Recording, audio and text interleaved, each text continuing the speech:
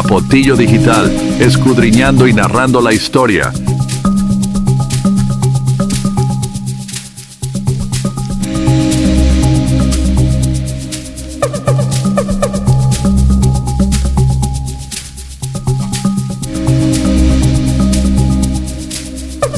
Resultó muerto Orlando León Lemus, el Colorado, al batirse a tiros con la policía. A las 6:58 del día 24 de febrero de 1955, Orlando León Lemus, el legendario Colorado, temido por unos y admirado por otros, resultaba muerto en su último refugio de la calle Dureje, número 211. El estallido de una granada de mano cerca de la clínica Calixto García, con 2 jóvenes heridos, un choque producido instantes después, y el descubrimiento de un arsenal de armas en Figueroa, número 166, puso a la policía sobre la pista del hombre que en incontables ocasiones, desde los sangrientos sucesos del reparto Orfila, había burlado a la fuerza pública. Con el Colorado caía también su lugarteniente José Ángel Fernández González, alía Vitico. Ama grande la vida, grande la vida, grande la vida, grande la vida. Ileso de este primer encuentro, sabiendo que no podía fugarse por la ventana, decidió vender cara su vida. Abrió lentamente la puerta y se asomó portando 2 pistolas. Dispararon un tiro desde fuera y tras este ráfagas de ametralladoras. El Colorado se desplomó antes de poder cruzar el umbral, alcanzado en el corazón por el primer disparo. Un vigilante de la sección de motocicletas fue el primero en entrar y descargó su pistola sobre el cuerpo, ya inanimado. Los agentes que participaron en la acción comentaban que el disparo mortal fue el primero, hecho por un oficial de la Policía Nacional, experto en el manejo de armas de fuego. En las ropas de León Lemus se hallaron 20 pesos, 2 amuletos, 35 balas, una cuchilla, un llavero, un reloj de oro y varias cartas. Una de ellas dirigida a Inés González Iñiguez. La casa donde el Colorado pasó sus últimas horas era el domicilio de un retirado de los ferrocarriles, Florencio Berenstein, quien residía allí con su esposa y 2 hijos mayores. El inquilino se hallaba ausente.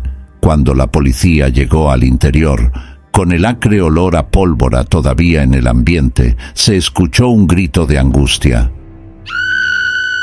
No maten a mis hijos, somos inocentes. Era la madre quien voceaba espantada. Tras ella emergieron sus muchachos Jorge y Florencia, de 19 y 20 años respectivamente, que pasaron el tiroteo extendidos en el suelo. 2 hombres me tocaron a la puerta. Narro a los agentes del orden. Y me dijeron que la policía los perseguía para matarlos. Los dejes pasar por caridad. No sabía que uno de ellos era el Colorado. Incrédulos, los vigilantes detuvieron a toda la familia salvo al padre, que durante horas no apareció. Aceptada su versión de los hechos, las autoridades judiciales ordenaron su libertad. Eran ya 2 hechos de sangre. Luego se tuvo conocimiento del tercero. La propia policía condujo un cadáver al centro de socorro de Santa Catalina, en La Víbora. Narración escueta de los vigilantes. Recorrían la carretera de Rancho Boyeros en el kilómetro 4 cuando vieron a un hombre que trataba de ocultarse. Lo persiguieron para identificarlo, sacó una pistola y les abrió fuego. Repelieron la agresión y le dieron muerte. Así, con esa sencillez, se repetían sucesos que estremecieron otras épocas y que muchos cubanos deseaban olvidar. El muerto presentaba una herida contusa en la cabeza y 9 balazos distribuidos por la sien, el pecho y la región axilar. Sus portadores estaban ilesos. El acta consiguió las generales. José Ángel Fernández Rodríguez, residente en Batabanó, añadiéndosele que había sido un amigo íntimo y colaborador del Colorado.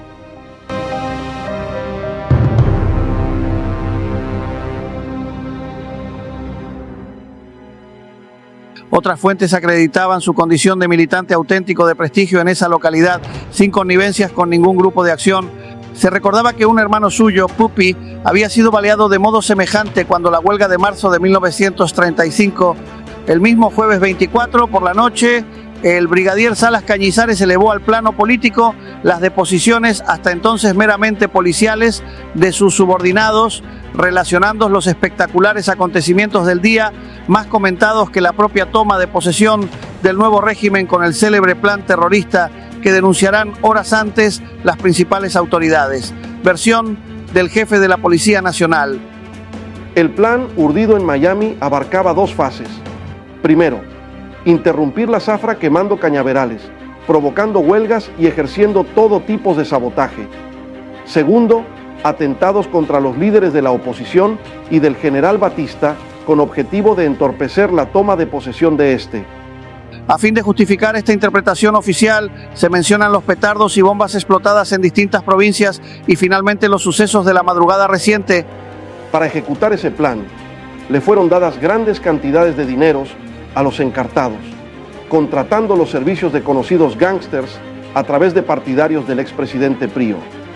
Con posterioridad, se informó a los periodistas en las oficinas policíacas que la señora María Luisa Iñiguez, madre de Inés y Vito González Iñiguez, prestó nueva declaración rectificando la anterior y confesando que uno de los individuos muertos en los hechos del 24, cuya foto le mostraron en el interrogatorio, había alquilado recientemente una habitación en su casa sin que ella lo conociera y con nombre supuesto, que ambos fueron trayendo paquetes cuyo contenido ignoraba.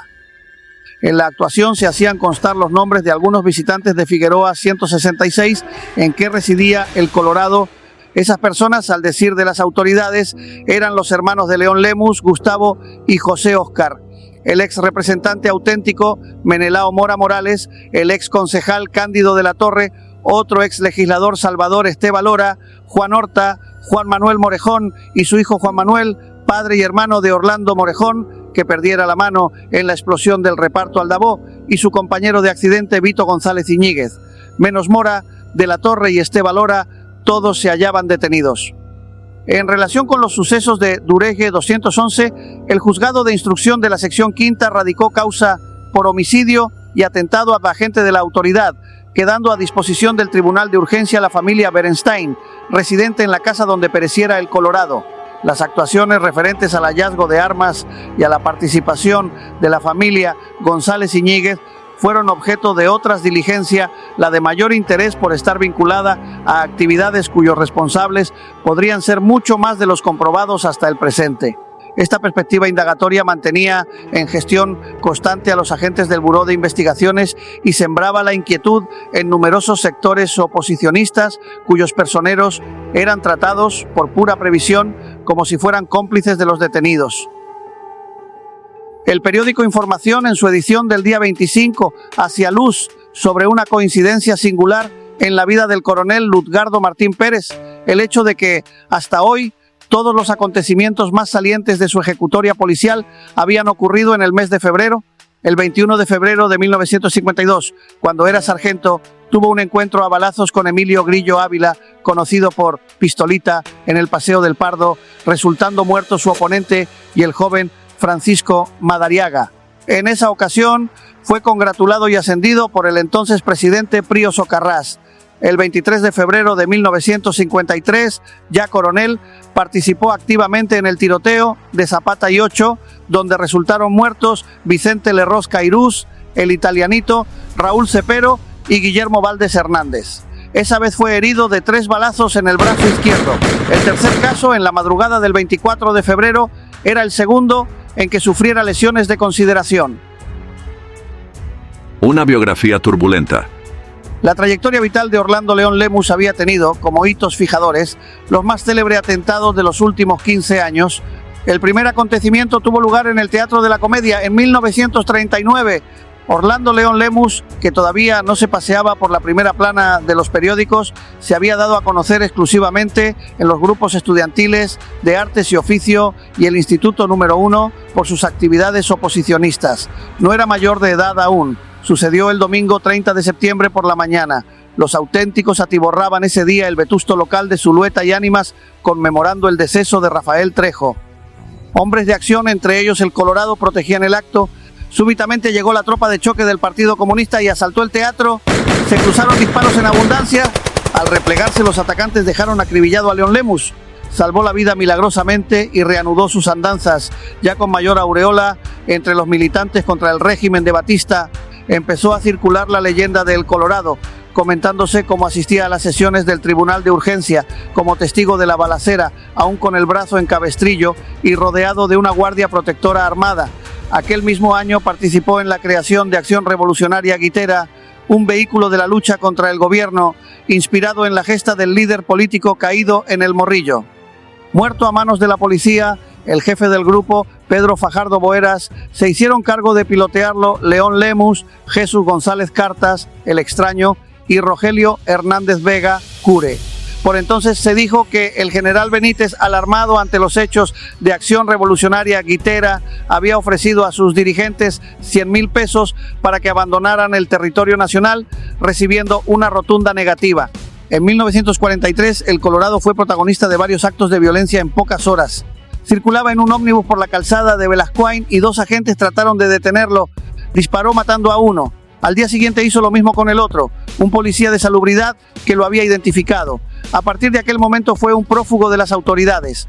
Se fijaron grandes carteles ofreciendo 500 pesos por su captura, a la manera del Far West norteamericano, y León Lemus se dedicó a arrancarlos de las columnas, protegido por sus amigos. Cesó el régimen de Batista en 1944 y el Colorado ascendió como un cohete en la vida oficial del país.